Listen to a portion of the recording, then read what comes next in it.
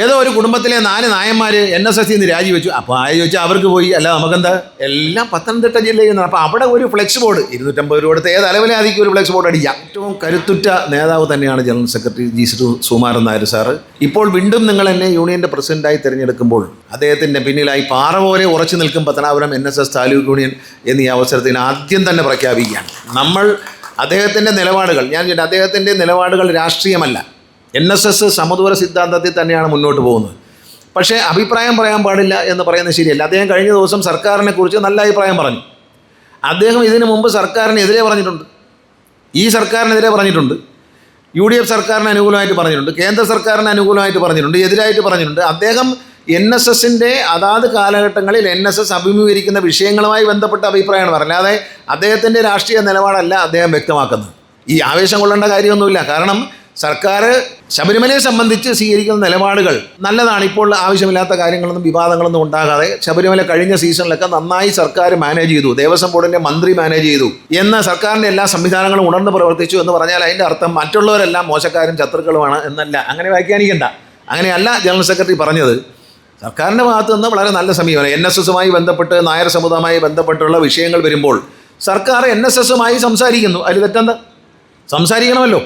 അപ്പോൾ സംസാരിക്കുന്നു, അതൊരു തെറ്റാണ് എന്ന് പറയാറില്ല. സംസാരിക്കുന്നത് നല്ല കാര്യമാണ്. അതുകൊണ്ട് നമ്മൾ അതുമായി സഹകരിച്ച് പോകുന്നു എന്ന് അദ്ദേഹം പറഞ്ഞാൽ എന്താണ് തെറ്റത്? പിന്നെന്താ പറയുന്നത്? മാധ്യമങ്ങളിൽ പറയുന്നത് എന്താ? NSSൽ വലിയ ഭിന്നത. അത് ഇന്നലെ തന്നെ തെളിയിച്ചു. കാരണം 300ഓളം പ്രതിനിധികൾ വരുന്ന NSSൻ്റെ പ്രതിനിധിസഭാ യോഗത്തിൽ NSS ജനറൽ സെക്രട്ടറിയോട് എന്താ അങ്ങനെ ഒരു തീരുമാനം എടുത്തതെന്ന് പോലും ആരും ചോദിച്ചില്ല. കാരണം എന്താണോ NSSൻ്റെ ജനറൽ സെക്രട്ടറി എടുക്കുന്ന തീരുമാനം, അതിനോടൊപ്പം ഞങ്ങളുണ്ട് എന്ന പ്രഖ്യാപനമാണ് ഇന്നലെ തന്നെ അവിചാരിതമായി ഈ സമയത്ത് തന്നെയാണ് പ്രതിനിധിസഭാ യോഗം വിളിച്ചു കൂട്ടിയത്. ആ യോഗത്തിൽ പങ്കെടുത്തുകൊണ്ട് എല്ലാവരും അദ്ദേഹത്തിൻ്റെ നിലപാടുകൾക്ക് പിന്തുണ പ്രഖ്യാപിച്ചു. അദ്ദേഹം നിലപാടെന്താണ് എന്ന് അതിനകത്ത് പ്രതിനിധിസഭാ യോഗം നടക്കുന്ന ഹാളിൻ്റെ ഉള്ളിൽ അദ്ദേഹം അത് വ്യക്തമാക്കുകയും ചെയ്തു. ഏതോ ഒരു കുടുംബത്തിലെ 4 നായന്മാർ NSS നിന്ന് രാജിവെച്ചു. അപ്പോൾ ചോദിച്ചാൽ അവർക്ക് പോയി, അല്ല നമുക്കെന്താ. ഇപ്പോൾ ചങ്ങനാശ്ശേരിയിലുള്ള 4 നായന്മാർ, ഒരു കുടുംബത്തിലെ 4 നായന്മാർ NSS നിന്ന് രാജിവെച്ചു എന്ന് TV എഴുതി കാണിച്ചാൽ അതിൻ്റെ അർത്ഥം കേരളത്തിലുള്ള മുഴുവൻ നായന്മാരും NSS നിന്ന് രാജിവെക്കുമെന്നാണോ? അല്ല, അവർക്ക് എന്തോ ആവശ്യം. അവരാരാന്ന് ആ പേപ്പറിൽ വന്നപ്പോഴാണ് അവരെ പറ്റി അറിഞ്ഞത് തന്നെ. TV പറഞ്ഞപ്പോഴാണ് ഇങ്ങനെ ഒരു കുടുംബം ഉണ്ടെന്നും അവർ 4 പേര് നായന്മാരായിരുന്നും അവർ രാജിവെച്ചെന്ന്. അത് ജനറൽ സെക്രട്ടറിയോടല്ല, അത് അവർ NSSനെതിരാണ്. പത്തനംതിട്ടയിൽ ഫ്ലെക്സ് ബോർഡ് വെച്ചു.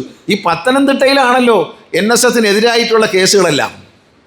പത്തനംതിട്ട ജില്ലയിൽ നിന്നാണല്ലോ NSS നായർ സർവീസ് സൊസൈറ്റിയെ നശിപ്പിക്കാനുള്ള എല്ലാ കേസുകളും വ്യവഹാരങ്ങളും ഒരുങ്ങുന്നതും വരുന്നതും പത്തനംതിട്ട ജില്ലയിൽ നിന്നാണ്. പണം ചെലവാക്കുന്നതും പ്രവർത്തിക്കുന്നതും കോടതികളിൽ കള്ളക്കേസ് കൊടുക്കുന്നതും എല്ലാം പത്തനംതിട്ട ജില്ലയിൽ നിന്നാണ്. അപ്പോൾ അവിടെ ഒരു ഫ്ലെക്സ് ബോർഡ് 250 രൂപ കൊടുത്ത് ഏത് അലവലാതിക്ക് ഒരു ഫ്ലെക്സ് ബോർഡ് അടിക്കാം, ആരുടെ പേരും എഴുതാം, ആരെ എന്തും പറയാവുന്ന ഒരു നാട്ടിൽ NSS ജനറൽ സെക്രട്ടറിക്കായിട്ട് ഫ്ലെക്സ് ബോർഡ് വെച്ചു എന്നൊക്കെ പറഞ്ഞാലോ, NSS ജനറൽ സെക്രട്ടറി എന്തെങ്കിലും ഒരു ട്രോൾ ഉണ്ടാക്കുക, ജനറൽ സെക്രട്ടറി അധിക്ഷേപിച്ചുകൊണ്ട് എടുക്കുക, അത് പ്രചരിപ്പിക്കുക, അത് നായന്മാർ, ഞാൻ മുമ്പും പറഞ്ഞില്ല, അതെടുത്ത് വീണ്ടും അതിനെ അങ്ങോട്ട് ഫോർവേഡ് ചെയ്യുക, ഇതൊന്നും ചെയ്യാതിരിക്കുക. അതൊന്നും കാര്യം. നമുക്കൊരു വിശ്വാസമുണ്ട് നമ്മളെക്കുറിച്ച്, ഏതൊരു വ്യക്തിയെക്കുറിച്ചും.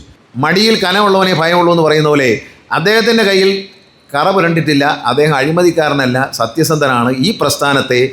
ഈ പ്രസ്ഥാനത്തിന് വേണ്ടി മന്നച്ചാചാര്യൻ്റെ നിർദ്ദേശം എന്തൊക്കെയായിരുന്നു അതനുസരിച്ച് അദ്ദേഹം ആ ചുവടിലൂടെ, അദ്ദേഹത്തിൻ്റെ പാദത്തിലൂടെ, ആ പാദം കടന്നുപോയ വഴിയിലൂടെ അദ്ദേഹം ബഹുമാനത്തോടെ കടന്നു പോകുന്ന ഒരു വ്യക്തിയാണ്. അതിനകത്ത് ഇത്രയും നായർ സർവീസ് സൊസൈറ്റിയെ, അദ്ദേഹത്തിൻ്റെ കാലം കഴിഞ്ഞാൽ ഈ നായർ സർവീസ് സൊസൈറ്റിയെ, സമുദായത്തെയും ഇത്രയധികം സ്നേഹിക്കുന്ന ഒരു വ്യക്തിയെ ഈ സംസ്ഥാനത്ത് നിന്ന് എങ്ങനെ കണ്ടുപിടിക്കും എന്നതിനെക്കുറിച്ച് നമ്മൾ ചിന്തിക്കേണ്ടിയിരിക്കുന്നത്. അത്രയ്ക്കും അദ്ദേഹം ആത്മാർത്ഥതയോടെയാണ് ഈ സമുദായത്തെ സ്നേഹിക്കുന്നത്, ഈ പ്രസ്ഥാനത്തെ സ്നേഹിക്കുന്നത്.